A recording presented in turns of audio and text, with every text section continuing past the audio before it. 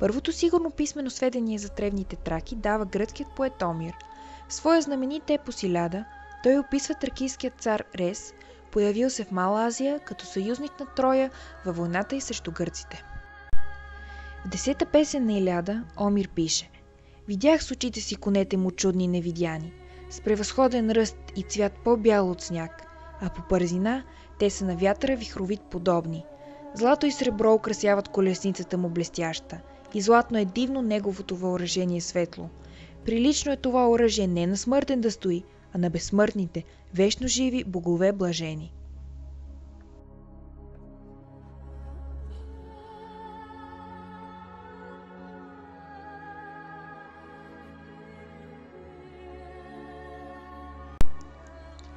Тракийската култура е мост между изтока и запада, но тя е и мост във времето, защото е единственият материален израз за духовната култура на траките. Всеки предмет, излязъл от древната ни земя, е естетическо свидетелство за историята и съзнанието, за обичаите и мисленето на нейните тракийски обитатели. Той е една нишка, която ни свързва с тях през разстоянието на 2,5 хилядолетия.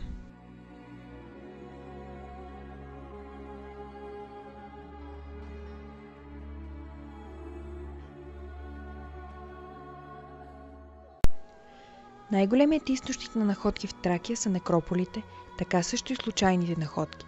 Тези паметници, разпределени неравномерно из страната, поради различната степен на проучване, не могат да дадат завършена и цялостна картина на всички прояви на тракийското изкуство. В отделните области на Балканите, където живеели тракийски племена, се създавали произведения на изкуството, различни по своето равнище поради нееднаквостта в обществено-икономическото развитие, близостта или отдалечеността на по-напредналите и по-развити културни центрове, различните културни влияния. Един от най-ранните забележителни паметници е Вълчитрънското златно съкровище от късно бронзовата епоха 13-12 век преди новата ера. То бележи началния период от развитието на тракийското изкуство. В него се срещат елементи за така нареченият геометричен стил, който се появява у народите от източното Средиземноморие от края на бронзовата и началото на старожелязната епоха.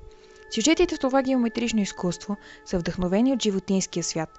Тракийският майстор неизбежно виждал като майсторите от другите земи животинският свят, който му е най-близък и най-разбираем. Но в отделните страни този свят бил населен с различни животни и затова вместо фантастичните животни на изтока, в тракийската орнаментация се появили местните животни. Разцветът на тракийската култура и изкуство започнал през 5 век преди новата ера, най-рано в Западна Тракия, където бил представен с многобройните произведения на местното ювелирство и торевти.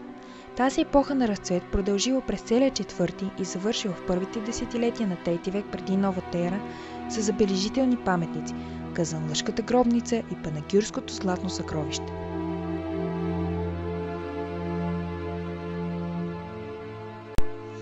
Кои са били художниците, които са работили в Тракия? Отговор на този въпрос може да даде сюжетът на живописта в Казанлъшката гробница. Тя е датирана от края на 4 век и началото на 3 век преди новата ера. Централната сцена представлява голямо шествие от дарители, поднасящи различни дарове на умрелия, който е изобразен в типичната за тази епоха сцена на погребално угощение.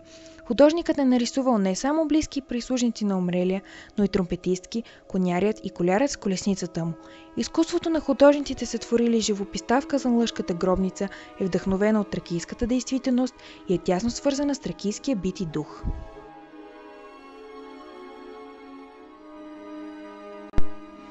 Панагюрското златно съкровище безспорно е най-голямото златно съкровище от античната епоха у нас. Съкровището се датира от края на 4 век или началото на 3 век преди новата ера.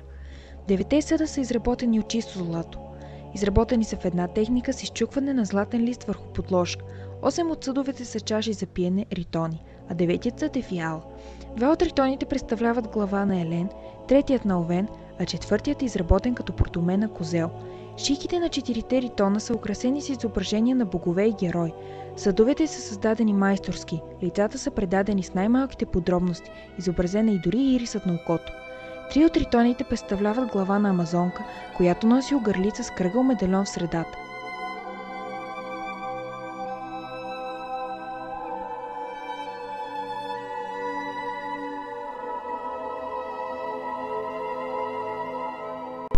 Най-странният и оригинален съд е амфората Ритон.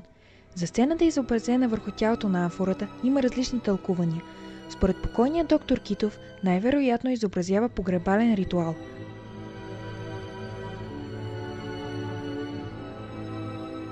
Деветият съд е фиалата. Тя е украсена с концентрични кръгове от жълъди и негърски глави, които се редуват с палмети и лотосови цветове.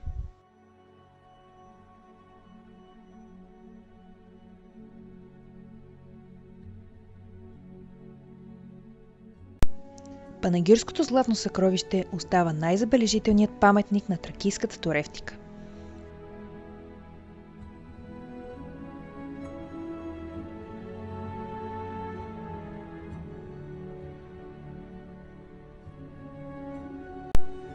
Тракийското изкуство е резултат на самостойно развитие и плод на изключителен народностен дух, който е отстоявал на всички превратности, за да бъде предаден след повече от 1000 години на своите исторически наследници.